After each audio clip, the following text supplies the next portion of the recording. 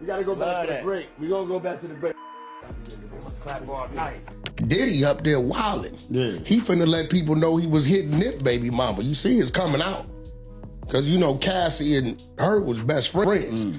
So when a playing like the way Diddy playing, this is real shit. Okay, y'all might want to sit down for this one because Diddy's trial is about to go from messy to straight up explosive. Word on the street is that Lauren London might be gearing up to take the stand against Diddy. And according to industry insiders, Esses is ready to spill it all. We're talking alleged details about her past with Diddy, how he tried to force her into his freak-off sessions, and chilly, it doesn't stop there. Lauren is alleging that Diddy put money on having Nipsey Hussle taken out after he had a face-off with Diddy over the way he acted whenever he was around Lauren. I know this situation is a whole mess, so grab your seat because we need to unpack this layer by layer. Let's get into it. For some context, Diddy is currently facing some serious RICO charges. According to his charge sheets, he is facing 5 criminal counts, 2 for sex trafficking, 2 for transporting people across state lines for prostitution, and 1 for racketeering. However, just before the trial began, a lengthy list of celebrities who might be called to testify was released, and one name that caught people's attention was Lauren London. All right, y'all. So once Lauren London's name hit that potential witness list, the internet went wild with theories. And the most popular one was saying Lauren might be testifying against Diddy because she allegedly witnessed him put his hands on Cassie. I mean, let's be real. Cassie and Lauren have been besties for nearly 2 decades, so it wouldn't be a stretch to think Lauren saw or heard something during all those years Cassie was with Diddy. But fast forward to the trial,